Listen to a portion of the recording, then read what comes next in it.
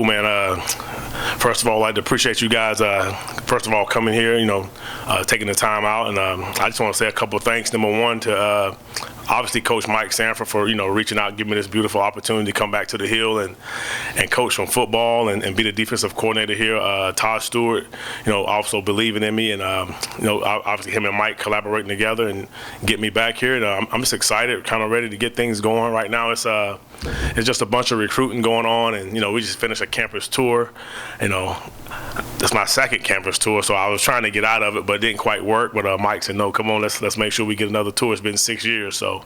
But I'm excited to be back in Western Kentucky. This is a really, really, really nice school, really great place. And what I remember about WKU the most was the community and the support from the administration and just from the families, the community. It was just a great place to coach football for the one season I was there. I'm just excited to be back. This is your first defensive coordinator job, right? Just how Yep. are you to be that guy? This is definitely my first time being a DC. Super excited. It's one of those situations where, every offseason coaches get opportunities, and when this one came along, it was, it was like a dream come true, to be honest with you. I've been coaching for, 15, 16 years, and football has been in my blood. It's my 31st fall of football. I keep in track. I love football. I'm 100% football, you know what I mean? So family and football, but just excited just to get going as a defensive coordinator, getting the staff together and just getting on the board and just really coaching these kids up, because, this is a really good football team. They lost some players, but we know the program is set. These guys are eager to be coached, and I'm eager to coach them.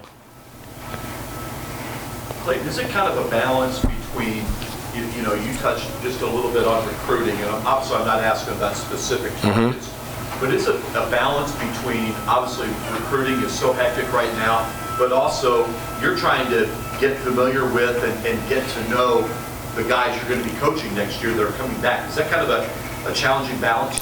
It's very challenging, especially right now with Western Kentucky. School don't start back till the 23rd.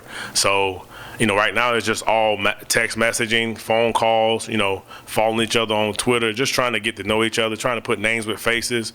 Because, we all know football is all relationships and trust and honesty and being able to, coach kids and look them in their eyes.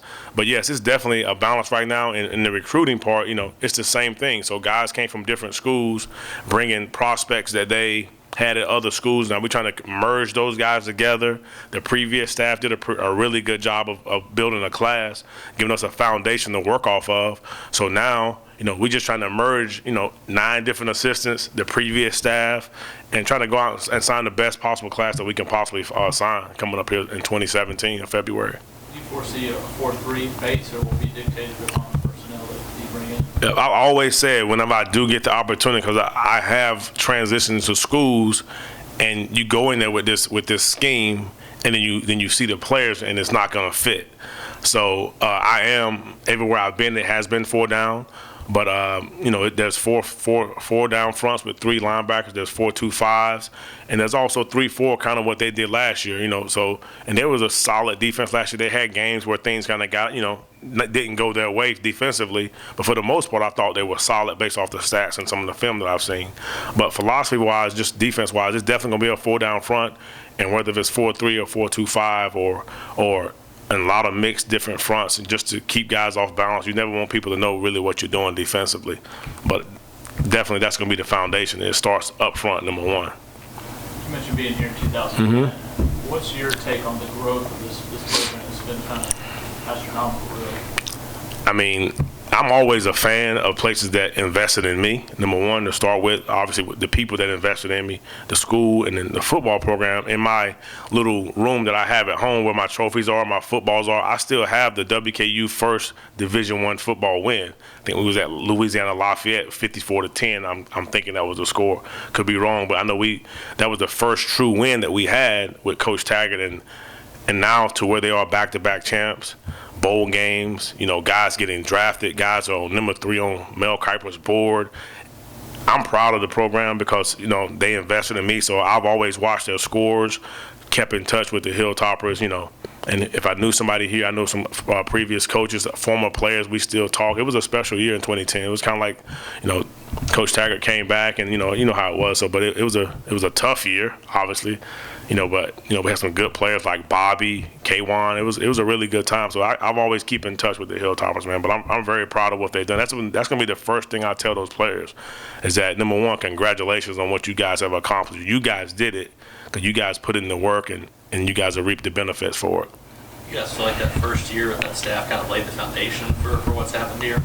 I mean, it kind of laid the foundation in regards to this is what we want to do. Obviously, we didn't do it on the field, but the standard inside that locker room was set. We recruited some really good players that first year. You got Andrew Jackson, the Boyd brothers, Tyree Robinson, and there was a couple other players. The running back who went to the Titans, Antonio Andrews. I mean, that was part of that class. He was at a prep school or something. We got him back over here, and so that was the foundation of the talent, I feel like, that we started. But we didn't get, obviously, and then Coach Taggart obviously did a really good job. Went to one bowl game, I believe, and then he went to South Florida. And then obviously Coach Petrino, Coach Braun, those guys did a heck of a job, man. It's very, I was excited to come back to WKU. The staff, that's first-time coordinators, first-time assistant head coach. A lot of these guys are first-time FBS full-time assistant coaches. How much hunger do you think there is on guys in the staff to really prove themselves now that they're getting this chance? I've been there before, so I know. Obviously, this is my first time coordinating, so something to prove. So I'm kind of in the same boat that those young guys are. Their first time on the D1 staff, and the opportunities there. Once they get their family settled, and it's a situation where they do have something to prove, and that's how you got to really take it as a coach. I mean, you got to gain respect from the players and from the coaches and the guy beside you. So when it is your turn, people can look you in your eye and they can trust what you're saying, and then most important, that relationship is built. That player can go out and play as hard as he can for you. So I'm excited to watch myself. I'm excited to watch the team, the new coaches, the young coaches, and the old coaches. It's funny to say that, but I'm considered an old coach on this staff. Now I'm the second or third oldest coach on this staff. So I don't know if I'm not sitting. That's not sitting too easy with me right now. But I'm blessed, though. I can't complain really. Coach White, Yep. How, kind of two-part thing with your defensive assistants, your early impressions of your defensive staff, and how familiar were you with them even before you all became Hilltoppers again? Awesome. That's a good question. Starting up front, because me with defense, it starts up front. I've known Jimmy Lindsey for at least 15 years. I've known him. We've never worked together. We're mutual. There's two mutual guys. I would always see him on the road, and we're both from North Carolina. So we always had an instant connection with each other, even though we never worked together. And I knew he was a great coach just through recommendations from even back then when I met him. You asked me, what kind of coach is he? And they said, man, he can really coach it up. So just getting to knowing him, and over the years, we've talked a couple of times, and, obviously he's been a couple of different places, but his reputation on the road. Then I go to the linebackers, Maurice Crum. Maurice was the guy who I knew through Coach Sanford. Funny, I met Maurice on a Tuesday down at Naples High School, and then things kind of got rolling. So I met him. It's kind of funny. And when I first saw him the first night here, I said, man, this thing is crazy, right? First, I met him like 2 weeks at a high school down in Naples. And then Jamie DeBerry was actually with me. I think he was a QC on defense in 2010. So I know 2 of the 3 guys that are full-time guys, and but they're all good guys. They all understand football. But so for the most part, so I knew Maurice, but I didn't. But for everybody else, I obviously knew. Anything else, Coach? Coach, thank you. Thank you. Thank you.